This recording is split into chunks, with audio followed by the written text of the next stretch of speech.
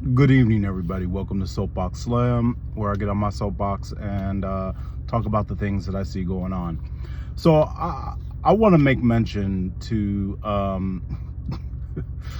I watched this interview that Don Lemon did with Elon Musk, and first of all, I want to say, number one, I think Don Lemon is pathetic, unfortunately. I hate to say that. I hate to be critical of a black man, but this ain't even a race thing, right? This is just a personality thing and a policy thing that when it comes to Don Lemon, I just think the man is really petty. Extremely, extremely, extremely petty. I think he was catapulted into a show on CNN because he covered Ferguson riots, and I just Don Lemon to me is I think his view of himself, I hate to throw a word out like narcissistic or whatever else, but his view of himself is so high, and he has such a superiority complex that I do not find it easy to listen to him. I don't know that I particularly like his way of interviewing people. I don't even know if I particularly like his voice, which could also be a part of it. There's just some people, Fran Drescher in her voice, or, Joan Rivers in her voice. These are certain people that just hearing their voice kind of makes you feel, ugh. I'm sure there are people who feel that way about my voice. I'm sure there are tons of people out there where people's voice rub you wrong. And it's more than his voice. And it's unfortunate. Now, having said this, and I have a lot of criticism for Don Lemon, and I have a lot of criticism for his interview with Elon Musk. And all of his interviews, when he interviews people, he interviews in a way where he's trying to, I got you. Oh, I got you. I got one over on you. I made you look foolish. He has this genuine desire to say, aha, I got you. And it's really annoying. The purpose of an interview, in my opinion, and journalism, in my opinion, isn't to be like, I got you.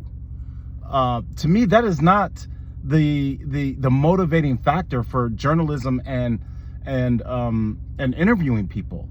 I think he has no desire or care to feel the emotional or have a emotional connection to the people that he's interviewing, and a sense of respect for the person that he's interviewing.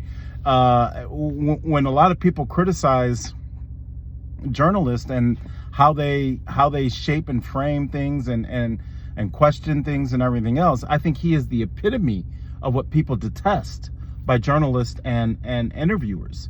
Someone else who kind of does that, where they're not as brash, but I've seen a lot of reports in hindsight and everything else, is Oprah Winfrey.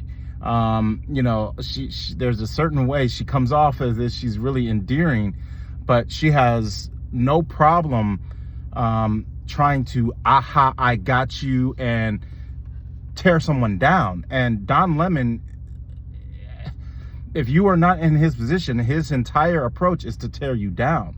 And it's not about getting information and sharing information. It's about putting someone down, putting someone in their place, trying to, aha, I got you. I've watched Don Lemon on CNN reluctantly, and a lot of times it just got so bad and so pathetic listening to him talk that, I would usually watch Anderson or Chris Cuomo on CNN, but when Don Lemon came on, I just turned it off because of his approach to interviewing and his logic on things. Now, having said that, I also think Megyn Kelly is a disgusting lady. She looks good. That, to me, is all she has to offer. She has gotten by on the fact that she's a beautiful blonde. She is a very nasty woman. a very, very nasty woman. I mean, just nasty. Now, she doesn't have to like Don Lemon, and this that I'm coming up and saying about this, about Megyn Kelly, she did a whole show about, I mean, just totally trashing and laughing and belittling Don Lemon and just nasty. Absolutely nasty. No class whatsoever, which is why I'm making the comments that I make. Her entire life has been about her getting by on the fact that she's a beautiful blonde. And she may have conservative opinions and everything else, but the fact is the lady is a disgusting woman. She is, too, a Karen. She's a Karen that doesn't have to be, because she's an entitled white woman whose all opportunities have been given to her because she's a blonde and she's a woman. You know, I mean, I used to say I just like looking at her, and it's true. That's all I want to do is look at her. I don't want to hear a word that comes out of her fucking mouth. That woman, to me, is a very nasty woman. And the things she said about Don Lemon are disgusting. No class. The lady has no class. You don't like Don Lemon? Fine. I don't like Don Lemon. Okay. But for you to come out on your public platform and try to laugh at him and make him the butt of your jokes and everything else, to me, is pathetic. It means, A, you don't have enough talent and content on your own that you can come up with other things to say other than try to tear down and criticize Don Lemon. I mean, you don't need to do that. He does it fine for himself. So you, Megyn Kelly, you're a nasty woman. You're a nasty, nasty, nasty woman. You deserve everything that happens to you in life because you're not a good person. You're not a good person at all. And you doing that about Don Lemon's interview with Elon Musk is pathetic. You're a horrible, nasty lady. Really are. Disgusting. But that's just, you know, tangential, me just going off a little bit about her comments on Don Lemon. I don't like Don Lemon. I think that he is a bad person. I don't think he's a bad person. I think he is, his view of himself and his need to be on a pedestal is so strong and driving that he makes decisions and interviews people in ways that are very nasty. There's a very poor technique. You know, I watched the interview with Elon Musk, and, you know, first of all, Don Lemon, you are such a journalist and a smart person. The replacement, the great replacement theory that you expound on in this interview with Elon Musk, your facts are all wrong. I'm sorry that some dumb nigger from the hood who's a blue-collar worker is going to correct you on this, but the great replacement theory actually had nothing to do with Jews. And then you went on, and I'll get back to the great replacement theory, but then you went on in your interview to say all these Jewish anti-Semitic stuff is on the rise. Just because someone doesn't agree with the war does not mean that you get to say that it's anti-Semitic. And the anti-Semitic and the Jewish lobbyist groups and Jewish groups are taking all information where if anybody does not agree with the war, they consider that anti-Semitic. And that is why their numbers are so skewed. That is how statistics get manipulated, and you're using those statistics in a very poor way to garner like some sort of Jewish support or, you know, the Jewish backing or something like that for you. I don't get it. I really don't get it. But number one, you know, the Jewish statistic that anti-Semitism is on the rise on social media platforms has a lot also to do with the fact that people are voicing their opinions against the war, and Jewish lobbyist groups and Jewish groups are counting that as anti-Semitic. Just because you're against the war doesn't mean you want to see a group of people dead. It just means you don't agree with the war, and you don't agree with the aggressors of the war, and the aggressors of this war is Israel. And has been the aggressor of all of this issue has been Israel. And just because I'm saying that now does not make me anti-Semitic, even if the Jewish lobbyist groups and the Jewish groups out there want to see what I say and count that in their statistics to create a victim mentality, which they're notoriously great at doing. So, I mean, that's a very misleading statement that you made, Don Lemon, and very, very irresponsible of you. Your interview style and your Don Lemon's interview style and Don Lemon's positions on things are so transparent as his motivation. He tried to say that he was an independent thinker, but he's not an independent thinker. He has an agenda, and his agenda is to implement a leftist point of view, period, point blank. I don't care what he tries to say on public. The way he asks questions, where his question, how is the frame of reference in all of his questions are clearly rooted in his position, and why he's always got to be, I got you, ha, I tricked you, ha, I got you on the ropes, ha, da da da. Like, it's very crystal clear. You're so transparent. That's what makes your interview style horrible. That's what makes you as a reporter, and you as a commentator, and you as a correspondent, and you as a journalist poor. You did good with Ferguson, and they boosted you up. They probably boosted you up because of affirmative action, and you pissed away your opportunity because you're not that great. I'm sorry to say, but so that's the thing. Now, the Great Replacement theory that you espound was about this Jewish thing. You're wrong. Look it up, dude. You're wrong. You didn't even do your own research. I believe a man named Renaud Camus, and I'm probably pronouncing his name wrong, created this theory in France. And he created it in France because there were so many influx of Muslims coming into France. And the real crux of it was French people were not having babies, like the problem in Italy, like the problem with white Americans in the United States. Civilized Western cultures are less inclined to have babies the way Muslim cultures will have babies, the way Hispanic cultures will have babies, the way black cultures, let's just say, lower black, low class, not class, less affluent black people have more babies, okay? This issue in France was that French people were not having babies, and there was huge influx of Muslim people. So this man, Renaud Camus, C-A-M-U-S, wrote this replacement theory. And it essentially foresees that through the influx of all of the Muslims coming in, and then French people not procreating, that the French society was being replaced. Okay. Renaud did not, and I have not read the exact theory. I've only done a bunch of readings from my own research online. Renaud's concept, though, wasn't that it was an active, assertive effort by the French government to kill off and replace French people by Muslim Arab people. That wasn't the incentive. It was kind of a cause and effect kind of theory on what was occurring in France. Then, and I believe this happened not even in the, I don't want to misquote, but we're not talking about a theory that was written in the 2000s, 90s, or 80s. We're talking something that was written in the 60s, 50s, 70s. I'm not 100% sure exactly when it was written, but it wasn't a recent theory that was written. It's a later dated theory. Certainly a 19th century or a 20th century theory, not a 21st century theory.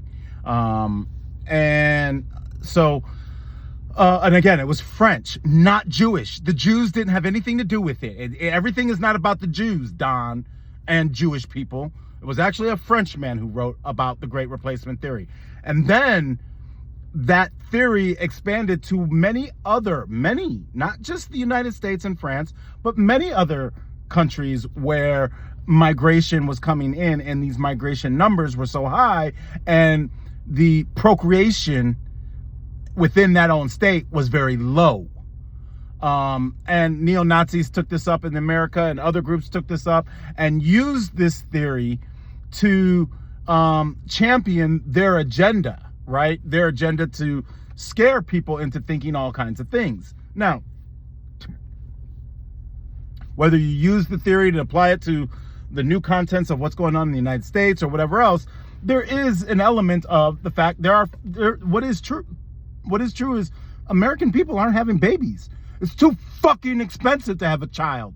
It's too fucking expensive to have an IVF child. It's so goddamn expensive to raise children and have a children that people are opting out to do it. They can't afford it.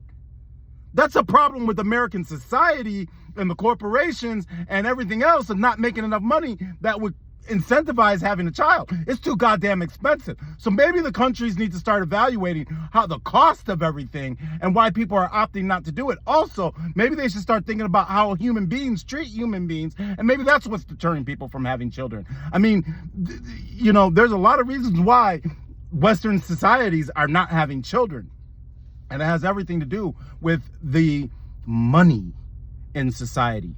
But that's a whole nother thing. That's like a whole nother discussion and everything else. You know, but in all of these Western civilizations, societies, their birth rates are going down. But there's also one other element about replacement theory that nobody's really talking about and everything else. By allowing immigrants to come in, the Muslims in France and everything else, you allow for wages to stay low.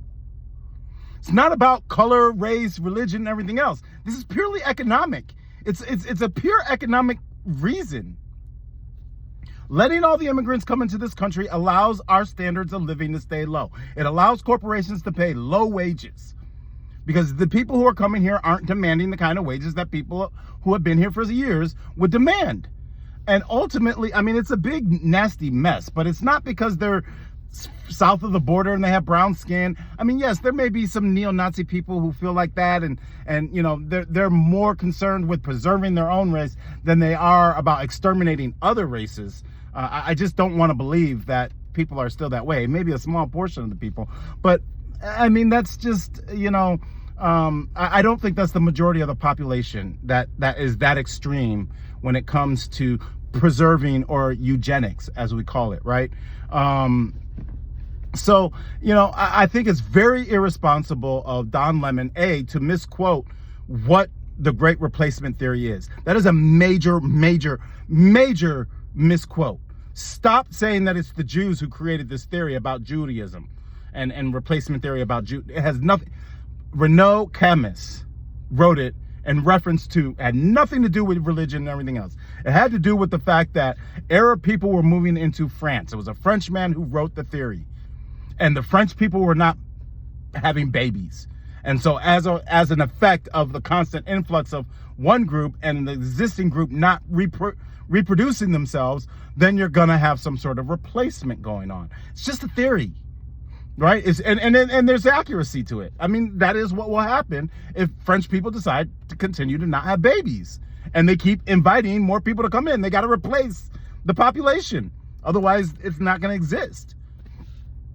But, you know, it's very irresponsible for Don Lemon to misquote where it comes from, who wrote it, and the reason for it existing. But his entire interview with Elon Musk was pathetic and disgusting, and it was all about, I got you. I'm trying to get over on you. I'm going to put you on the spot and put you and air your dirty laundry out and show you for the real person that you are. That's who he is. And he is not interviewing people with a desire or concern to expose not their worst parts, but expose where it comes from. Why? I mean, he did this whole thing in Elon's interview to challenge him about his ketamine use, his prescription ketamine use. I mean, why did you try to drag this man? And he made it very clear that he had a prescription and he has mental health issues mental health imbalances that need to be addressed. You should have left the man alone. That's a very personal thing. And that's what Elon Musk said. Anybody's prescription is very personal. Why are you challenging that? That is disgusting, Don Lemon. That is disgusting. Should Elon Musk challenge your homosexual habits and challenge all the medicines that you've taken for the sexual practices and exposure to sexually transmitted diseases that you have been exposed to your entire life because you're homosexual? I mean, not that I think that that's okay, and I'm not saying that's what Elon Musk should do. What I'm saying is that what you did to Elon Musk could be done to you, and challenge your sexuality and your sexual habits and the exposure to STIs because of it. It's a foul, disgusting thing to do, to impersonate, to interrogate someone's mental health issues and to interrogate their prescriptions. And you did that to the man. Foul and disgusting, Don Lemon.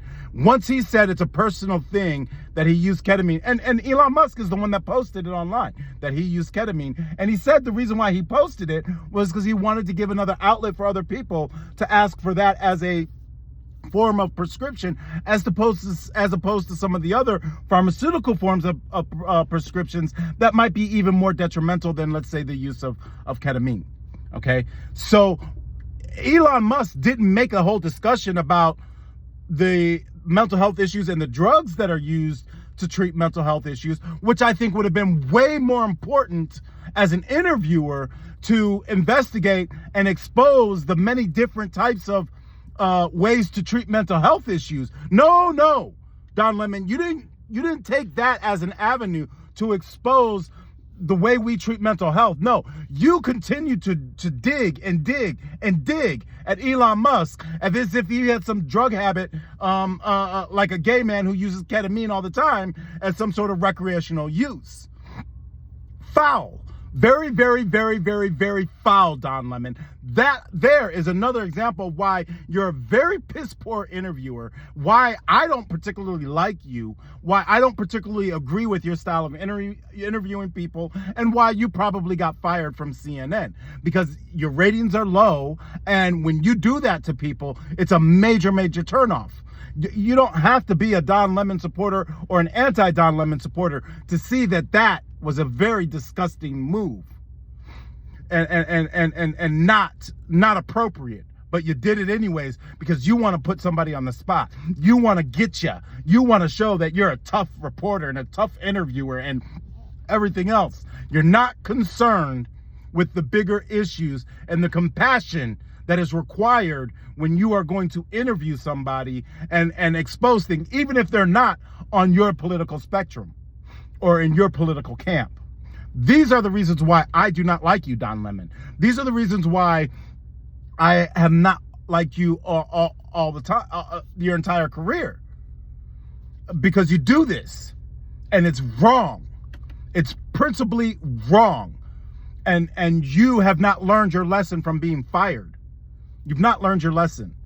And you know, again, so I mean, why I don't like Don Lemon, aside from his past and always playing the victim himself, I don't like he was not thorough in his explanation of the Great Replacement Theory, which again was created by a Frenchman named Renaud Camus. And it was a direct reference to the influx of Muslims, and not just the influx of Muslims. The critical point about all this is that the French population was not having babies to replace themselves. You're leaving out very, very, very important parts about the Great Replacement Theory. And that's very irresponsible reporting. It's very irresponsible investigating and interviewing, and that is why I don't like you for that reason. Why I didn't like this interview with Elon Musk. Your whole ketamine attack, again, foul and inappropriate. There are lots of reasons why Don Lemon was fired from CNN, and lots of reasons why I don't like the man. And that's my opinion, and that's what I'm on my box about when it comes to the Don Lemon and when it comes to his interview. I don't care that you're a faggot, Don Lemon. I don't care. Sorry, a gay man. You want to cancel me out for using that word because your panties will be in a bunch about it. I don't care. I call myself a nigger. I think every guy out there is a faggot. I don't care. I think every man out there, gay, straight, whatever, is still a faggot. Okay? Period. Everybody's a fucking faggot as far as I'm concerned. So you can try and cancel me because I say that word, or cancel me because I called you something or whatever else, but whatever. It's not anything I would not call myself. So get your panties out of a bunch. I call myself a nigger because the whole world sees me as one anyways. So, and I mean, my post, I'm just a dumb nigger anyways. So I'm just skewing out my opinions anyways. But you, sir, are one of the elitists out there who think you're better than and are on your pedestal. And you have no compassion, whether you pretend to or not. You have no compassion for the people who are not on your side. And I don't co-sign for that. So that is why I don't like Don Lemon. That's what I'm on my soapbox about. Y'all have a wonderful evening. Take it easy. Hey, do an act of kindness. I can share a story with you about my act of kindness the other day. And it's not to put a feather in my hat or anything like that, but these are the kinds of acts of kindness that that I think people should do more of. And here's an example, and I encourage people, do one act of kindness. I had to go to the store and get a money order. I usually pay my rent and things like that through money order. I don't do Venmo and direct, nothing like that. I still try to use a checking system. And the person behind the counter, there were 5 people in front of me, didn't really want to wait that long. I'd already had an encounter at a convenience store with a very unpleasant person at the convenience store. So I was kind of already in a ruffled mood. I get up to the counter, and this guy was the black man, was the jolliest, happiest man you could ever, young guy too, not young like teenager, but probably in his 40s, right? Jolliest, happy, greeted every person with a gregarious hello, and, you know, engaged every person in the most friendly way that he could, was bubbly and outgoing and friendly and everything else. And you know, I'm standing in line, and the people in front of me were of a different race, and he was just overly kind. And I'm sitting here in the back of my mind, is he going to give me the same service or not?